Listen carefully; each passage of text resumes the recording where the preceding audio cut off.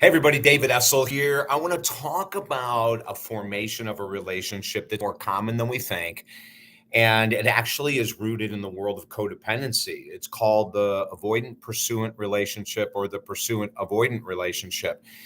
And the whole thing about it is that it's a highly dysfunctional emotional way to connect with other people. And it's amazing how many people get sucked into the vortex of the avoidant pursuant relationship. For the past 43 years, I've been involved in the world of mental health as a counselor, master life coach, minister, number one best-selling author, and more. And this is something that we see on a regular basis. And I don't want to say the pandemic has increased it, but it's brought it more to the surface. So as it sounds, the avoidant in a relationship will do everything and anything possible to avoid confrontation, to avoid deep discussions, to avoid difficult things. They don't want to rock the boat.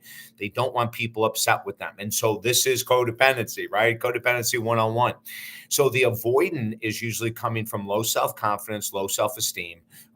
It's not just not knowing communication skills. It's being fearful of, if I say this, my partner or my friend will be upset or run away or abandon me or reject me or something like that. So the avoidant avoids any type of conversation that could lead to someone leaving, someone being upset, someone abandoning them. So it's just incredible about that. You know, we have so many individuals in this world that use passive aggressive behavior, which is a sign of the avoidant, right? Where you say, "Oh no, that's fine. Let's go there." You know, I don't mind going out there to dinner at all. When inside you're going, "I hate that place.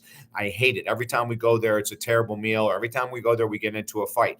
So the avoidant doesn't say anything and they go. And then all of a sudden at the end of the night, their partner will say something like, "Well, wasn't that great? No, I actually don't like that place." "Well, why didn't you tell me?"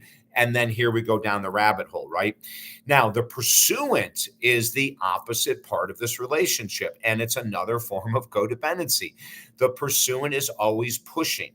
They will push to get their way. They will push to convince their partner to do things their way only. They will push and they will push. Now, there's something else about the pursuant in a relationship as well. The pursuer will pursue even if the avoidant, their partner, is not interested in going any further in the relationship. In other words, the pursuant is struggling with low self-confidence and low self-esteem as well. So they will pursue and say, "No, I know we can make it. And if you just did this right, and if you just did that right, our relationship would be excellent." Even if the relationship is built in hell and it's living in hell. So the avoidant pursuant relationship has another component to it, and that is switching roles. So I've worked with so many people over the years. The avoidant will also almost always say yes instead of no to avoid a confrontation, right? So they'll say, "Yes, of course, I'll do this. Yes, I'll do that." And then all of a sudden, let's say that they disappear.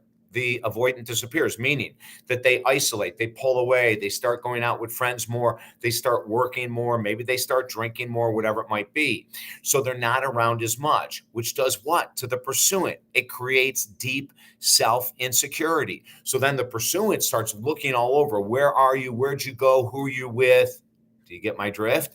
So now the avoidant has pulled away completely or mostly from the relationship in any confrontation, which triggers the pursuant who has low self-confidence and low self-esteem to start chasing, asking questions, maybe even admonishing them and telling them, "I know you were with someone the other night," when it never really actually happened. Okay.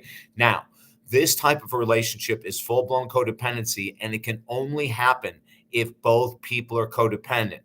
If one or the other individuals in a relationship was unhappy, they would actually look to get help first, right? If they love the person, they'd look for to get help. And then if it didn't work, they would just say, "Hey, this isn't working. It's time to let it go." You know, there's a commercial on TV, and I forget what it's for, but during the commercial, the couple said, "Well, we had an idea this was going to happen," and they broke up, right? Well, in the pursuant avoidant relationship, they may go on for 10, 15, 20, 30 years until either they break up, they drive each other nuts, or they just accept their codependent role in the relationship. If you find yourself as the avoider, if you find yourself as the pursuer, the number one thing to do is get help with a professional.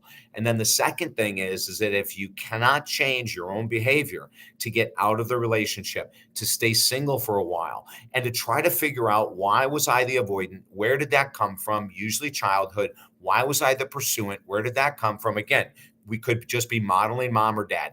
If you need help in any of these type of dynamics in love relationships, let me know. Comment below. Have you ever been the pursuer? Have you ever been the avoider?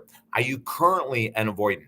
Are you currently one of the pursuers in a relationship? Comment below.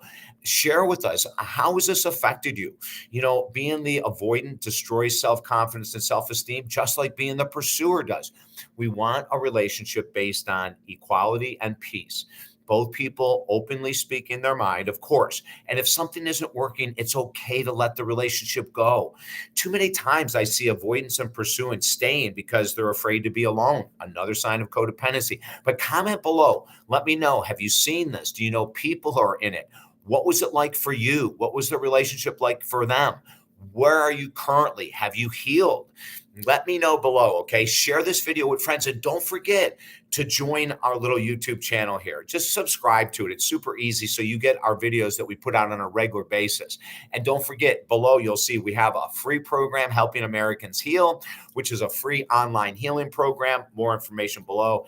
And if you want to be a solution and help people in this world heal, check out our brand new certification, the Mental Health and Master Life Coach certification. And it's all below as well at talkdavid.com or davidessel.com.